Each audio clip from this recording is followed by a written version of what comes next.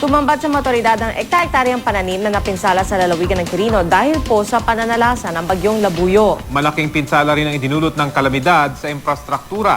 May ulat on the spot si Isay Reyes. Isay? Pierre, narito tayo ngayon sa lalawigan ng Quirino. Alam nyo, napakataas ng sikat ng araw dito ngayon pero tumambad naman sa atin ang napakatinding epekto ng bagyong Labuyo sa buhay ng ating mga kababayan dito. Kahapon nagdeklara na ng state of calamity ang lalawigan ng Quirino dahil umaabot na raw ng halos 70% ang napinsalang kabuhayan ni Bagyong Labuyo. Habang bumabiyahe kami papunta rito sa bayan ng Madela kung saan may pinakamaraming naitalang damages, pare-pareho ang itsura ng mga taniman. Tila ba nagpapaalala ng walang awang paghagupit ni Labuyo rito. Ang mga maisan tila pinitpit sa tindi ng pagkakadapa. Ang mga puno nahugot. Ang ilang residente rito di maiwasang manghinayang sa libu-libong halaga na sa isang araw ay nawala sa kanila. Halimbawa, dito sa ating kinatatayuan ngayon, itong lawak ng taniman na ito mahigit kumulang 5 hektarya. Pero katulad ng nakikita ninyo, lahat ng mga tinanim na mais nakadapa na. Yung mga puno ng saging, bali-bali na lahat. Ang estimated cost nito, 100,000 pesos. Nakikitain na sana ng ating mga kababayan dito. Bukod sa agrikultura, malaki rin ang pinsala sa infrastruktura. Sa 132 barangays sa Quirino, may 54 barangays na ang apektado. May mga eskwelahan at government offices ang nasira at isinasaayos na ngayon. Ngayon naman, Rafi, kasama natin na si Ginoong June Pagbilao ng Provincial Disaster Risk Reduction and Management Council. Sir Pagbilao, kakausapin po kayo ni Rafi Tima. Ay, magandang umaga po. May figures na po. Yes, Rafi, magandang... Opo, may figures na po ba yung PDRNC sa halaga nung napinsalang pananim at kabuhayan ng mga taga-Quirino? May total na po ba ito? Yes, Rafi, meron na kaming umabot ng 1 billion.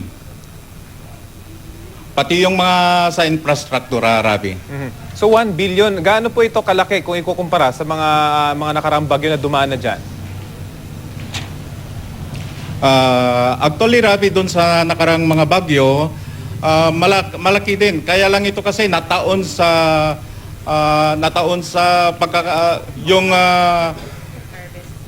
yung mga mais natin namumunga pa lang. Kaya walang recovery itong mga farmers natin. So itong mga nasira po nilang mais hindi talaga mapapakinabangan totally. Kaya napakalaki ng damage na inyong naitala. Yes, Rafi, wala na talaga kasi dapa na, nabali na, at wala pa itong butil. Ano po yung mga inihandang tulong naman sa mga magsasaka ngayong wasak na ngayong kanilang mga pananim? Ang pamahalaan ng Quirino Province ay hindi tumitigil, Rafi, para matulungan itong mga magsasaka natin. Kaya nga naisipan ng ating mga mambabatas sa Quirino Province at sa ating gobernador na ideklara ang probinsya under state of calamity. Nabanggit niyo po, sir, kanina na kabilang doon sa 1 billion pesos yung mga infrastruktura. Ano-ano po yung mga nasira ng mga infrastruktura dyan po sa lalawigan?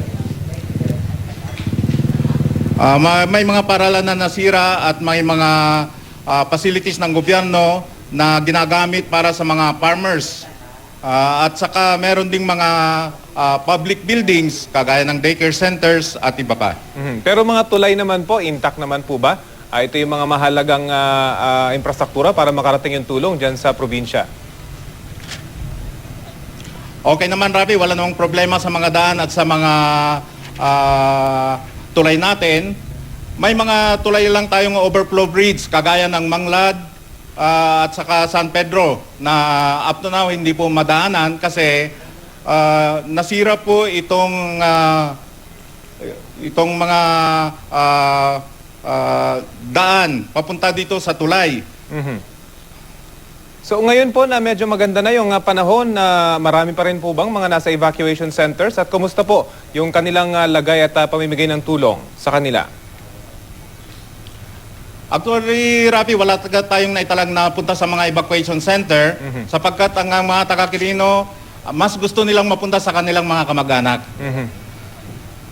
Kaya as of now, wala tayong mga kaibigan, wala tayong kababayan na nasa evacuation center. Okay, so yung talagang damage lang po rito, yung mga namumunga na sana na mga mais, kaya napakalaki nung pinsalang naitala dyan sa inyong probinsya. O Rapi, pati itong mga banana plantation natin talagang sira eh. At ang mga taga Quirino kasi, ang main source of livelihood dito sa Quirino province ay agrikultura. Sa inyo po bang assessment, may mga kailangan pa ba kayong improve sa paghahanda sa mga bagyong parating, gayong napakalaki nga ng pinsala ng or damages dyan sa inyong probinsya? Yes, Rapi, kailangan siguro na mapag-isipan kung paano magkaroon ng alternatibong pangkabuhayan ng mga taga-Quirino. At ganun din, hindi po kami titigil na ma-enhance ang aming capability para sa ganun ay walang mapahamak na taga-Quirino province tuwing may kalamidad na darating. Okay, sige po. Marami pong salamat. Ginoong June Pagbilao, ang PDRMC officer. At maraming salamat din sa iyo, Isay Reyes.